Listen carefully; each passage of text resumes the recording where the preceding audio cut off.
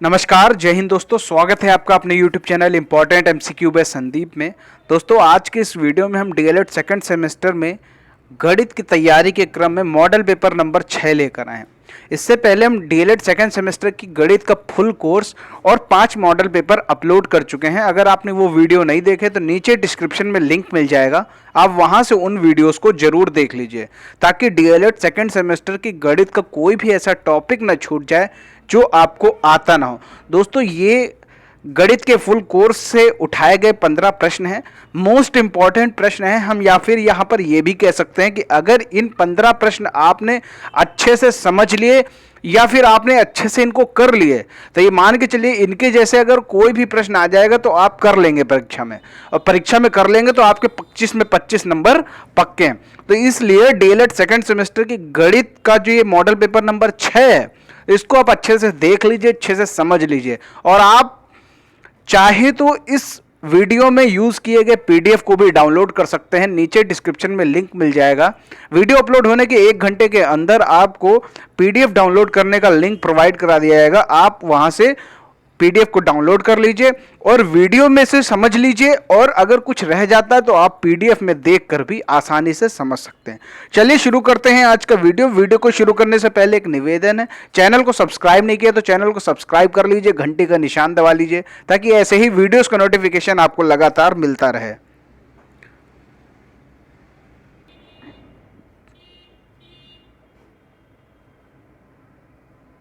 यहां पर जो आपके सामने पहला प्रश्न दे रखा है 10 की अनुवर्ती संख्या है। ध्यान से आप देखिए कि 10 की अनुवर्ती संख्या यहां पर पूछी जा रही है। ऑप्शन आपके सामने 11, 12, दूसरा ऑप्शन है केवल 11, तीसरा ऑप्शन है 10 और 9, और चौथा ऑप्शन है केवल 9।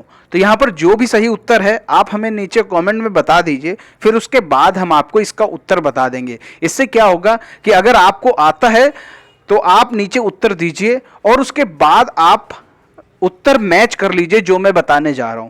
जो तो 10 की अनुवर्ती संख्या होती, अनुवर्ती का मतलब होता है बाद की संख्या। आपको मालूम है ना कि 2 संख्याएं होती, एक होती है पूर्ववर्ती, दूसरी होती अनुवर्ती। तो अनुवर्ती होती है बाद की, पूर्ववर्ती होती है पहले की। तो यहां पर जो 10 की होगी केवल 11। ठीक है, याद रहेगा। यहां पर एक चीज और समझने वाली बात है कि कभी कभी ऑप्शन में 11 और 12 दे दिया, ठीक है, तो आपको लगेगा 11 भी है 12 भी, क्योंकि ये तो दोनों संख्याएं बाद की हैं। लेकिन जब बात हम अनुवर्ती की करते हैं, पूर्ववर्ती की करते हैं, तो सदैव वहां पर केवल एक संख्या होगी। जिसे 10 की अनुवर्ती कह देंगे तो केवल 11 होगी। अगर हम कह दें 10 की पूर्ववर्ती होगी तो केवल 9 होगी। ठीक है, तो दोनों में आप डिफरेंस समझ लीजिएगा कि अनुवर्ती का मतलब होता है आगे की संख्या, पूर्ववर्ती का मतलब होता है पहले की संख्या, और वहां पर केवल एक ही संख्या होती है। 10 की अनुवर्ती संख्या तो केवल 11 होगी। आगे बढ़ते हैं। अगला जो प्रश्न है, 1 हेक्टेयर में कितने वर्ग मीटर या मीटर होंगे, ये आपको यहां पर बताना है। जो भी ऑप्शन सही है नीचे कॉमेंट में बता दीजिए। 1 हेक्टेयर में 1000 वर्ग मीटर होते हैं, या फिर 1000 मीटर होते हैं, या फिर 10,000 वर्ग मीटर होते हैं, या फिर 10,000 मीटर होते हैं। ये आपके सामने 4 ऑप्शन दे रखे हैं। तो इसमें से जो भी सही विकल्प है नीचे कमेंट में बता दीजिए। आपको बता दें कि 1 हेक्टेयर में 10,000 वर्ग मीटर होते हैं। इससे संबंधित 1-2 बार प्रश्न आ भी चुका है कि 1 हेक्टेयर में कितने वर्ग मीटर होते हैं, या फिर इसका प्रश्नों में प्रयोग करके पूछा जा चुका है कि जो कोई क्षेत्रफल दे दिया है और उसको हेक्टेयर में दे दिया है, बाकी लंबाई चौड़ाई दे दी है मीटर में, तो आपको वहां पर निकालना होता है कि कैसे क्या करना है। कि आपको ये चीज पता होना चाहिए कि हेक्टेयर में कितने वर्ग मीटर होते हैं, तो 10,000 वर्ग मीटर होते हैं। अब अगला यहां पर जो प्रश्न दे रखा है, ध्यान से प्रश्न को देखिएगा कि AB बराबर PR है और BC बराबर RQ है, तो निम्न में से कौन सा कथन यहां पर सही होगा। आपके सामने दोनों चित्र बने हुए हैं त्रिभुज के, यानी यहां पर सर्वांग समता का प्रश्न है। सर्वांग समता से संबंधित मैंने एक पूरा वीडियो बनाया है 25-30 मिनट का। अगर आपने वो वीडियो नहीं देखा तो नीचे डिस्क्रिप्शन में लिंक मिल जाएगा, आप उसको जरूर देख लीजिए। इससे क्या होगा कि आपको सर्वांग समता पूरी तरह से क्लियर हो जाएगी। तो यहां पर जो प्रश्न है, AB बराबर PR है, BC बराबर RQ है, तो निम्न में से कौन सा कथन सत्य है, यानी 3 दो त्रिभुज दिए हुए हैं, उनके बीच में सर्वांग समता यहाँ पर सिद्ध करनी है और कौन सा ऑप्शन सही है। सबसे पहले मैंने आपको बताया था, ट्रिक बताई थी कि आप देख लीजिए यहाँ क्या लिखा है, ए बी बराबर पी आर लिखा है। यानी आप लेटर्स का ध्यान रखिए कि जहाँ ए बी है वहीं पी आर होना चाहिए। जैसे हम पहले ऑप्शन में देखते हैं कि यहाँ पर ए बी पहले ही है लेकिन यहाँ पर पी आर नहीं है, इसका मतलब ये ऑप्शन गलत है। ऑप्शन नंबर 2 पे आते हैं, ये यहाँ पर ए पहले है बी लास्ट में है। यहाँ पर देख लेते हैं पी पहले है और आर लास्ट में, यानी ये जो आपका दूसरा ऑप्शन सही है ये बिल्कुल सही है, क्योंकि यहाँ पर ए बी और पी आर की लोकेशन बिल्कुल बराबर है। यानी ए बी इसमें भी पहले और आखिरी में है और यहाँ पर पी आर जो है पी पहले और आर आखिरी में। इसका मतलब दोनों की जब लोकेशन सेम मिल रही हैं तो इसका मतलब यही आपका ऑप्शन नंबर 2 सही होगा। आप चाहे तो दूसरा जो दे रखा है बी सी बराबर आर क्यू, इसको भी आप इसी में मैच कर सकते हैं। जैसे ये बी है और ये सी इधर है। अब यहाँ पर देखिए आर क्यू दिया है तो आर यह है और क्यू यह है, तो यहाँ पर ये चीज क्लियर होगी कि दोनों कंडीशन फॉलो कर रहा है ऑप्शन नंबर 2। तो यहाँ पर जो सही उत्तर होगा वो होगा ऑप्शन नंबर 2। बात करते हैं प्रश्न संख्या 4 की। यहाँ पर जो सही उत्तर है आप फटाफट इसको सॉल्व करके नीचे कमेंट में बता दीजिए। एक वर्गाकार टाइल की एक भुजा 12 सेंटीमीटर है तो परिमाप आपको बताना है। यानी यहाँ पर वर्ग का परिमाप के बारे में पूछा जा रहा है, तो वर्ग का परिमाप का फॉर्मूला लगा दीजिए और परिमाप निकाल लीजिए। तो वर्ग का परिमाप का फॉर्मूला होता है 4a। तो a यहाँ पर कितना दे रखा है 12, तो 4 × 12 हो गया, 12 चौको 48। तो 48 सेंटीमीटर जो परिमाप आता है वो सेंटीमीटर में आता है, वो वर्ग या घन में नहीं आता। तो ये चीज़ आप समझ लीजिए, जो परिमाप होगा वो सेंटीमीटर में ही आता है। क्यों आता है, इसका कारण ये है कि क्योंकि हम यहाँ पर लंबाई और चौड़ाई को जोड़ते हैं। यानी लंबाई भी आपका मान लीजिए सेंटीमीटर में है और चौड़ाई भी सेंटीमीटर में है, तो हम लंबाई और चौड़ाई को जोड़ते हैं, यहाँ पर गुणा नहीं करते। जहाँ पर गुणा करते हैं वहाँ पर वर्ग आता है, क्योंकि लंबाई और चौड़ाई का गुणा किया तो वर्ग आया, लंबाई चौड़ाई ऊंचाई का वर्ग गुणा किया तो आता है घन। तो ये तीनों में डिफरेंस आप समझ लीजिएगा। जो परिमाप होगा वो सदैव सेंटीमीटर या मीटर जो भी इकाई है उसमें दिया जाएगा। क्षेत्रफल जो होगा वो सदैव वर्ग में होता है और जो आयतन होता है वो सदैव घन में होता है। तो इसमें आपको कोई कंफ्यूजन नहीं होना चाहिए। अगला यहाँ पर 5 नंबर क्वेश्चन है, बी स्क्वायर माइनस ए स्क्वायर का मान क्या होगा। पहला ऑप्शन है ए माइनस बी, दूसरा ऑप्शन है ए प्लस बी, दूसरा ऑप्शन है ए माइनस बी, ए माइनस बी, तीसरा ऑप्शन है बी माइनस ए, बी माइनस ए, चौथा ऑप्शन है बी माइनस ए, बी प्लस ए। यहाँ पर आप देख सकते हैं कि यहाँ पर किस तरह प्रश्न को डिजाइन किया गया है। यानी हम लोग जो फॉर्मूला पढ़ते हैं वो सदैव पढ़ते हैं ए स्क्वायर माइनस बी स्क्वायर का, है ना।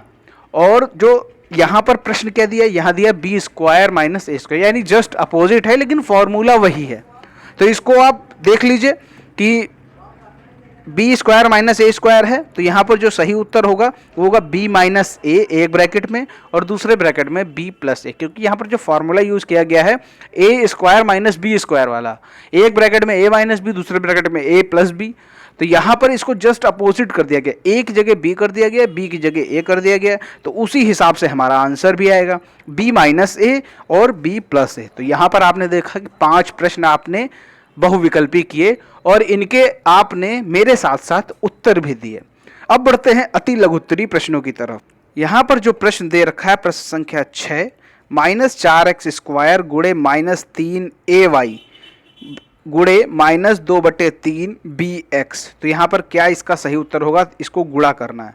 तो इसको गुणा कर लेते हैं। देखिए यहाँ पर क्या होगा, ये जो गुणा है बीच में और ये 3 है तो ये 3 कट जाएगा। अब यहाँ पर बचेगा -4x स्क्वायर, यहाँ पर बचेगा -ay, यहाँ बचेगा -2bx। तो इसके बाद इसको गुणा कर दीजिए, वो उत्तर आ जाएगा। देखिए यहाँ पर आप ये 4, यहाँ कुछ भी नहीं है, ये 2, 4 दूना 8 हो गया। अब ये माइनस का होगा कि प्लस का होगा, यहाँ पर इससे हम समझते हैं ये माइनस का 4 है, ये माइनस का a है, यानी माइनस माइनस हो जाएगा प्लस। अब ये प्लस और ये माइनस दोनों मिलकर हो गए माइनस। ठीक है, ये चीज़ आपको क्लियर होनी चाहिए। तो -8, ये एक्स स्क्वायर है, यहाँ पर x है तो x क्यूब हो गया, y सिंगल है y सिंगल लिख दिया, a और b ये दोनों a b यहाँ लिख दिया। तो ये चीज़ आपको समझ में आ गई कि ये कितना आसान होता है, गुणा करना बेहद आसान होता है। तो यहाँ पर आपका जो उत्तर आया -8x³ y a b। अब बढ़ते हैं प्रश्न संख्या 7 की तरफ। 180 192 का मासा ज्ञात करना है। मासा ज्ञात करने के लिए हमने आपको बताया था कि सबसे पहले इनके अभाज्य गुणनखंड कर लीजिए और गुणनखंड करने के बाद आप देख लीजिए कि इनमें से कौन सी चीज़ें सेम हैं। मैंने आपको बताया ना, मासा का क्या मतलब होता है, सेम। सा पहले कर दीजिए, माँ बाद में कर दीजिए, तो ये निकल के आता है सेम। तो सेम यानी जब अभाज्य गुणनखंड करेंगे उनमें जो सेम आएगा वो आपको संख्याएं लेनी। जैसे हमने यहाँ पर 180 का जब अभाज्य गुणनखंड किए तो 2 2 3 3 5 आया, और 192 का जब किया तो आया 2 2 2 2 2 2 3, यानी यहाँ पर 2 2 3 सेम है, दोनों में 2 2 3 सेम है, बाकी कुछ सेम नहीं। तो 2 2 3 हमने ले लिया, 2 दूना 4 3 12, जो इसका मासा निकल के आया वो 12। मासा और लासा निकालना बेहद आसान है, तो इस चीज़ को आप बिल्कुल भी गलत नहीं करेंगे अपनी परीक्षा में। आगे बढ़ते हैं प्रश्न संख्या 8। यदि एक विषम संख्या 5x + 6 है तो दूसरी विषम संख्या बतानी है क्रमागत। ठीक है, हमने आपको कई बार बताया हुआ है कि जब एक विषम संख्या दी हो और अगली क्रमागत विषम संख्या पूछे, या फिर एक सम संख्या दी हो और दूसरी क्रमागत सम संख्या पूछे, तो आपको क्या करना है, सीधा 2 को जोड़ देना है। यानी सम दिया हो सम पूछे, विषम दिया हो विषम पूछे, तो आपको 2 जोड़ना है, याद रहेगा। तो यहाँ पर 5x + 6 पहली संख्या है तो दूसरी विषम हो जाएगी, इसमें 2 जोड़ देंगे तो 5x + 8 हो जाएगी। तो ये चीज़ आप समझ गए। 1 नंबर में प्रश्न आता है, बहुत से लोग प्रश्न को देखते ही घबरा जाते हैं, लेकिन आपको देख के घबराना नहीं है। वहाँ पर जो दिया है आप सिर्फ उसी स्टेटमेंट को फॉलो करते हुए क्वेश्चन करेंगे तो निश्चित तौर पर आपका प्रश्न का जवाब बिल्कुल सही होगा।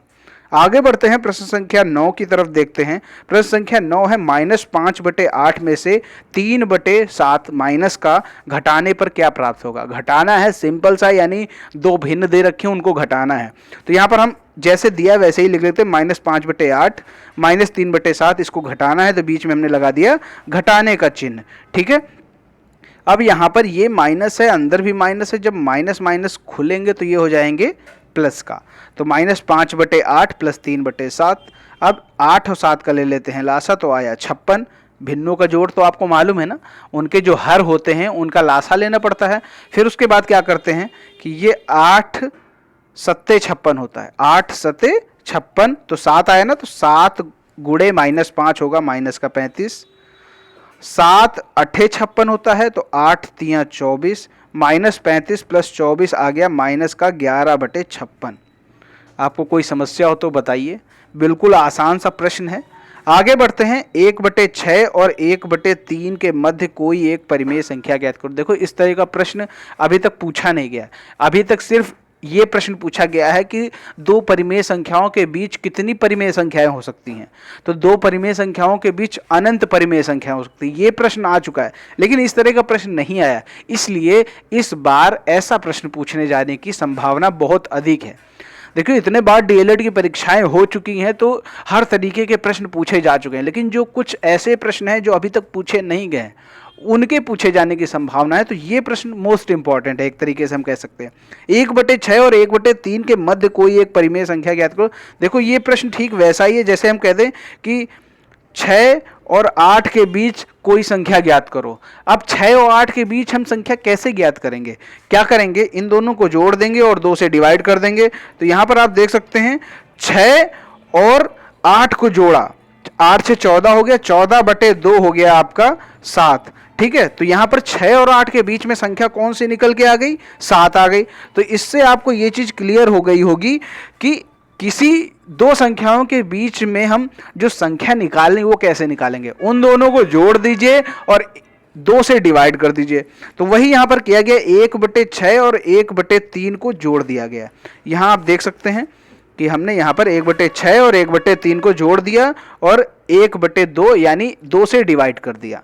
ठीक है, तो यहाँ पर हमने 1/6 और यहाँ पर हमने इन दोनों को जोड़ दिया, 1/6 और 1/3 को जोड़ दिया, तो ये आपके सामने आ गया 3/6। ठीक है, अब 3/6 को आधे से डिवाइड कर देंगे, मतलब 2 से डिवाइड कर देंगे। 2 से डिवाइड करने का मतलब है कि आधे से हम मल्टीप्लाई कर रहे हैं। तो इसको जब मल्टीप्लाई करेंगे तो 3 1 3 आ जाएगा और 6 दूना 12 आ जाएगा। इसका जो सही उत्तर होगा 3/12। तो ये चीज क्लियर हो गई कि 1/6 और 1/3 के मध्य अगर कोई परिमेय संख्या ज्ञात करनी है या किसी भी दो संख्याओं के बीच की संख्या में ज्ञात करनी, तो दोनों को जोड़ दीजिए और 2 से डिवाइड कर दीजिए। ठीक है, चलिए आगे देखते हैं। प्रश्न संख्या 11 क्या दे रखी है, 8x² yz में 2xy से भाग दीजिए। तो जैसे भाग देते हैं, हमने लिख लिया सीधा, ऊपर लिख दिया 8x² yz, नीचे लिख दिया 2xy। अब यहाँ पर जो कटने लायक है काट लीजिए, 2 चौको 8, x कट जाएगा, 1x बचेगा, y कट जाएगा, तो यहाँ पर बचेगा 4xz। ठीक है, ये चीज तो आपको क्लियर हो गई होगी कि x² बटे x को हमने कैसे काट दिया। अगर नहीं समझ में आ रहा तो देखिए, x² है ना, यानी 2 बार x का गुणा करना पड़ रहा है, और नीचे 1x है, तो 1x ऊपर कट गया, 1x ऊपर कट गया, तो यहां पर जो इसका उत्तर आएगा वो आएगा 4xz। तो ये चीज आपको क्लियर हो गई होगी कि कैसे डिवाइड किया गया है। नंबर से नंबर को काट दीजिए और बाकी जो आपका x y z जो भी कटने लायक है उसको काट दीजिए और उत्तर ले लीजिए। आगे बढ़ते हैं प्रश्न संख्या 12 की तरफ। प्रश्न संख्या 12 में दे रखा है x + 1/x = 5, तो x² + 1/x² का क्या मान होगा, यहाँ पर ये बताना है। तो x + 1/x का मान है 5, हमें निकालना है x² + 1/x²। तो ऐसी कंडीशन में हमें क्या करना होता है, इसका हमें क्या करना होगा, इन दोनों का स्क्वायर कर दीजिए।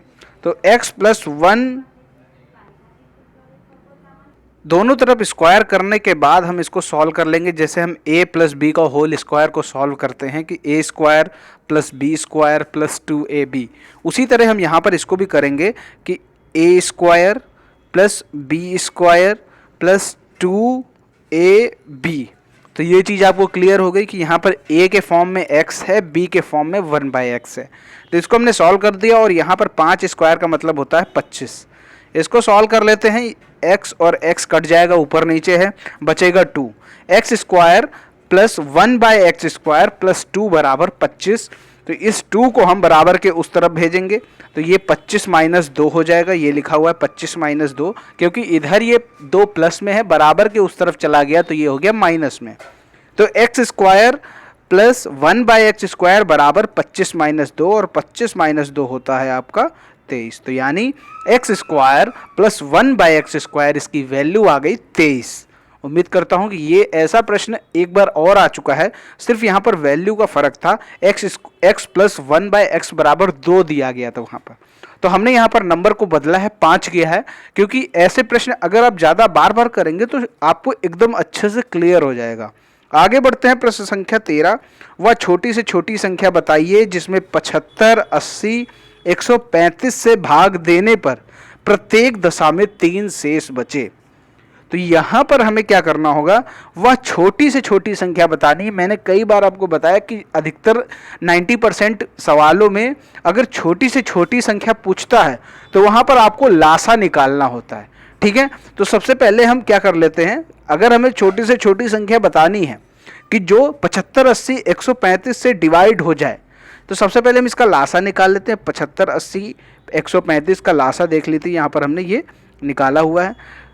75, 80, 135 का लासा निकालने के बाद इन सभी को मल्टीप्लाई कर देंगे, 2 × 2 × 2 × 3 × 3 × 3 × 5 और × 5।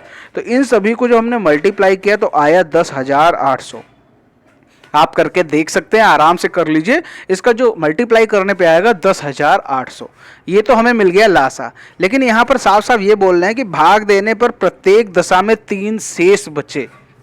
तो जब शेष बचता कब है, शेष बचेगा तब जब संख्या ज़्यादा होगी।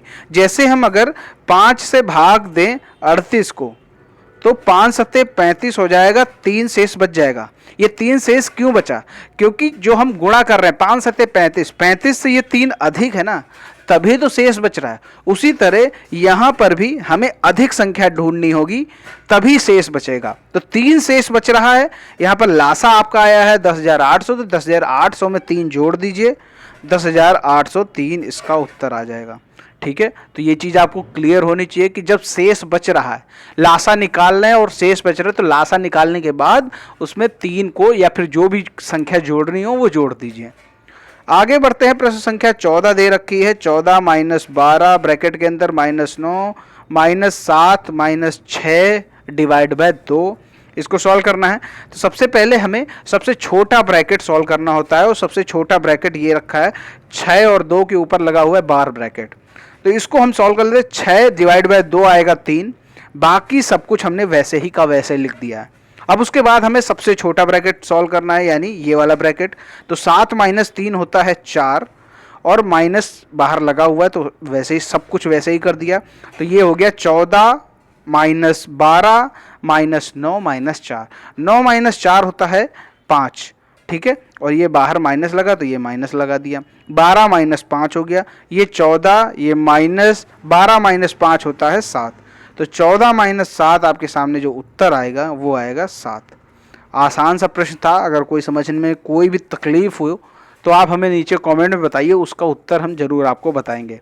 अगला जो प्रश्न है, एक कार्यालय के 15 दरवाजों पर पेंट किया जाना है। प्रत्येक दरवाजे की लंबाई 2.5 मीटर और चौड़ाई 1.2 मीटर है। यदि पेंट करने की खर्च 105 रुपये प्रति वर्ग मीटर हो तो कुल कितना खर्च करना पड़ेगा। देखिए यहाँ पर पेंट करने का जो खर्च है वो प्रति वर्ग मीटर में पूछ रहा है। प्रति वर्ग मीटर में पूछने का ये मतलब है कि वर्ग मीटर कब हमें मिलता है। वर्ग मीटर हमें तब मिलता है जब हम क्षेत्रफल निकालते हैं। तो यहाँ पर एक दरवाजे की लंबाई और चौड़ाई दे रखी है और 15 दरवाजों की बात कर रहे हैं कुल। तो सबसे पहले हम क्या करते हैं कि एक दरवाजे का क्षेत्रफल निकाल लेते हैं, और फिर एक निकालने के बाद 15 दरवाजों का क्षेत्रफल कैसे निकालेंगे, 15 से मल्टीप्लाई कर देंगे। फिर उसके बाद जो टोटल क्षेत्रफल आएगा उसमें हम 105 से मल्टीप्लाई करेंगे और हमारे 15 दरवाजों पर पेंट करने की जो लागत होगी वो निकल आएगी। देखिए कैसे करेंगे। सबसे पहले हम लिख लेते हैं कि पेंट करने का खर्च कितना है, 105 रुपये प्रति वर्ग मीटर है। एक दरवाजे का क्षेत्रफल लंबाई गुणे चौड़ाई निकाल लेंगे, 2.5 इंटू 1.2, तो ये आएगा 3 वर्ग मीटर। आप चाहे तो इसको ये कर रहे हैं क्योंकि 105 रुपये प्रति वर्ग मीटर का खर्चा था। तो 105 से हम 45 को करते हैं, 45 टोटल वर्ग मीटर है, टोटल क्षेत्रफल है। तो 45 गुणे 105 आएगा 4725 रुपया। ठीक है, ये आप क्लियर कर लीजिए, 4725 रुपया इसका सही उत्तर आएगा। ये थे आज के 15 प्रश्न। दोस्तों आगे बढ़ते हैं। आपके लिए जो प्रश्न यहाँ पर हमने रखा हुआ है इस पे आप थोड़ा विचार करें और उसके बाद उत्तर दें। चक्रीय चतुर्भुज के बारे में 3 कथन दे रखे हैं, उनमें से कौन से सही हैं, नीचे ऑप्शन आपको दे रखे हैं। चक्रीय चतुर्भुज सम्मुख कोणों का योग 360 होता है, चारों शीर्ष वृत्त की परिधि पर होते हैं, वृत्त के अंदर बना होता है। तो इन तीनों ऑप्शन में से जो भी सही है आपके सामने ऑप्शन है, पहला और दूसरा सही है, बी ऑप्शन है दूसरा और तीसरा सही है, सी ऑप्शन है तीनों सही हैं, या फिर कोई नहीं। जो भी ऑप्शन सही है नीचे कमेंट में बताएं। उम्मीद करता हूं कि ये सारे प्रश्न आपको अच्छे से समझ में आए होंगे। अगर फिर भी कोई डाउट रह जाता है तो आप नीचे कमेंट में लिख सकते हैं ताकि उसका समाधान किया जा सके। उम्मीद करता हूं वीडियो पसंद आया होगा। वीडियो पसंद आया तो वीडियो को लाइक करें, शेयर करें। चैनल को सब्सक्राइब नहीं किया तो चैनल को सब्सक्राइब करके घंटे का निशान जरूर दबाएं। मिलते हैं दोस्तों अगले वीडियो में, तब तक के लिए जय हिंद, जय भारत।